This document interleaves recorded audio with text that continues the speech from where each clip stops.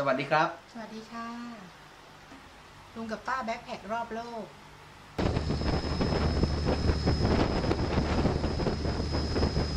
ตอนนี้เราอยู่ที่แม่น้ำกระบี่ครับกำลังจะไปเขาขนาดเนินค่าโดยสารสบาย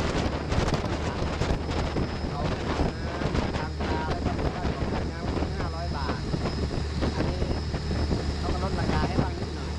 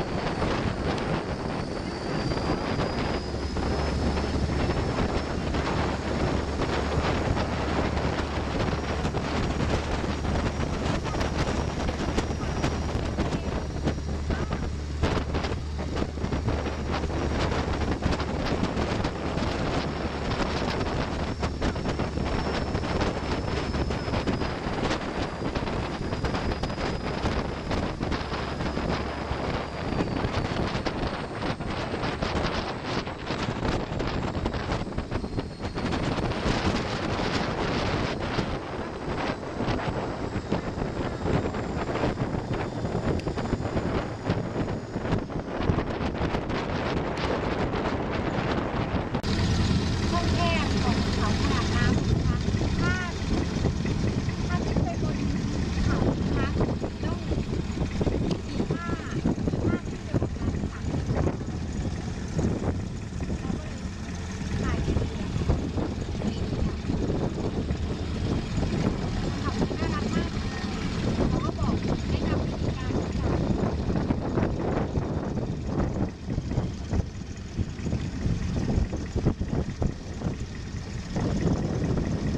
ตรงนี้เป็นท่าเรือนั่นก็เป็นท่าเรือสำหรับขึ้นไปมีถ้ำหินงอกหินย้อย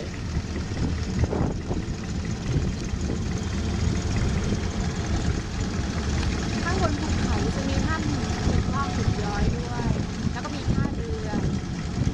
สำหรับที่จะเอาเรือไปเทียบท่าแล้วก็ให้ผู้โดยสารหรือว่านักท่องเที่ยวได้ขึ้นไปบนฝั่งมีถนนรอบเขาขนาดน้ำด้วย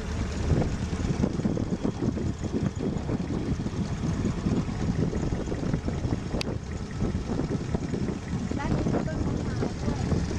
คาดว่าน่าจะมีคนเอามาปลูกไม่น่าจะเกิดเองนะต้นไม้ก็มีหลายอย่างนอกจากต้นโกงดังก็มีไม้ยืนอยู่ด้วยก็เหมือนภูเขาทั่วไปแต่ว่า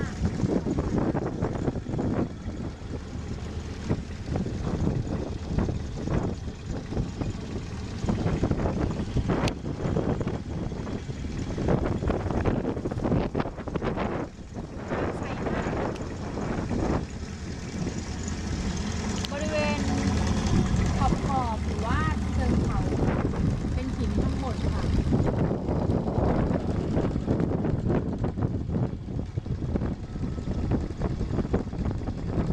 ต้นไม้นี้น่าจะแกร่งมากสามารถเกาะ